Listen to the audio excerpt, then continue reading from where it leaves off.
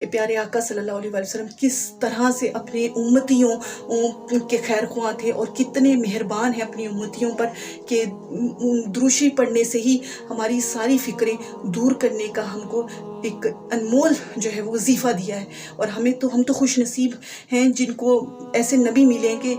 जब उन पर दुरूद शरीफ पढ़ा जाए, और ये ख़ास सादत उम्मत मोहम्मदी सल्लल्लाहु अलैहि वसल्लम को ही हासिल है कि जब हम अपने नबी सल्लल्लाहु अलैहि वसल्लम पर दुरूद शरीफ पढ़ते हैं तो अल्लाह ताला हम पर इतनी रहमतें, ऐसी बरकतें और ऐसी जो है वो शफ़क़तें हम पर अनायत फरमाता है कि हमारी जितनी भी बुरी हालतें होती हैं वो संवर जाती हैं, हमारे गुनाह माफ़ हो जाते हैं, हमारे दर्जे बुलंद हो जाते हैं, हमारे बिगड़े सारे काम संवर जाते हैं,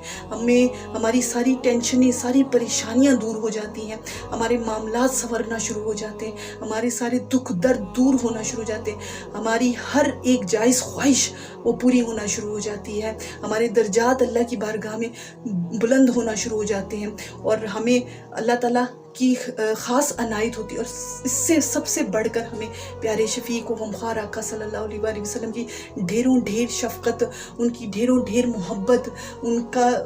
क़ुर्ब नसीब होना शुरू हो जाता है। उनकी बारगाह में हमारा दुरूद पाक पढ़ा जाना जो है वो कबूल किया जाना शुरू हो जाता है। हम प्यारे आका सल्लल्लाहु अलैहि वसल्लम के मंजूर नज़र बनना शुरू हो जाते हैं। उनकी बारगाह में हमारा दुरूद पाक जो है वो मकबूल होना शुरू हो जाता है। और फिर यूँ आहिस्ता जब हम पढ़ते जाएंगे और फिर प्यारे आका सल्लल्लाहु अलैहि वसल्लम की ढेरों ढेर शफ़क़त और मोहब्बत और उनकी ख़ास निगाह शफ़क़त हम पर पड़ती रहेगी, तो यकीन जाने हमारी ज़िंदगी बाग़े मदीना हो जाएगी।